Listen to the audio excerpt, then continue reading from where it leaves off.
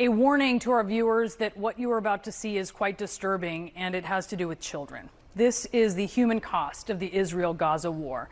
These are tiny figures of children on the walls of our studio, one for almost each of the 12,800 kids who have died in Gaza, according to numbers from Gaza's health ministry. The death toll, quite frankly, is hard to keep up with. Airstrikes and now malnutrition and dehydration are killing them. Here's a glimpse inside Kamal Adwan Hospital in northern Gaza, where several children have died of starvation. Tiny limbs, bones protruding. The constant sound of crying from children now facing starvation in Gaza. These were little Yazan's final moments, his tiny fingers gripped in his mother's hand. Yazan al-Kafarne was just 10 years old when he died on Monday. And a day later, UNICEF sounded this alarm. The babies of thousands of women who are due to give birth in the next month in the Gaza Strip are at risk of dying. Premature births are up. Mothers, dehydrated and traumatized, struggle to breastfeed. They can't find formula. They can't find clean water. And without relief, the threat from famine could eclipse that of airstrikes, like the one this past weekend in Rafah that killed 5-month-olds Wasim and Naim Abu Anza, twins, long awaited by their parents who finally conceived 11 years after they married, according to Reuters. Their mother, Rania, told the news agency, "We were asleep.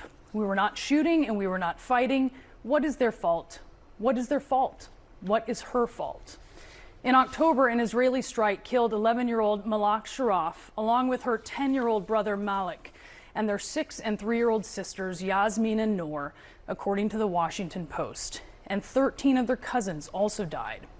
In October, Al Jazeera reported that an airstrike on a home where Gaza bureau chief Wael al-Dadu's family was sheltering after being displaced killed his wife, his 15-year-old son Mahmoud, his 7-year-old daughter Sham, and his 1.5-year-old grandson Adam.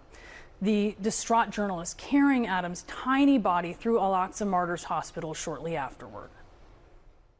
It is pretty tough video to watch, and it's actually even worse than this because a statement from the family said that there were 12 members of the al-Dahdu family who were killed. 9 of them were children.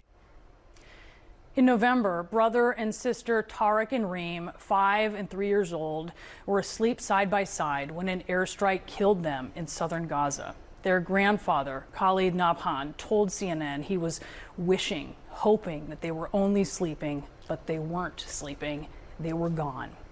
Al Jazeera reported that Salma Jaber was fleeing Gaza City with her family in December when they came under fire, and the 4-year-old was shot in the neck and died. The middle child in the family, Salma's father described her as mischievous and intelligent. And in January, 6-year-old Hind Rajab was trapped in a car for days with the bodies of several family members, all killed trying to escape northern Gaza. This harrowing audio of her cousin calling the Palestine Red Crescent for help captured the moment that their car came under attack from an Israeli tank. انتوا جوا السيارة.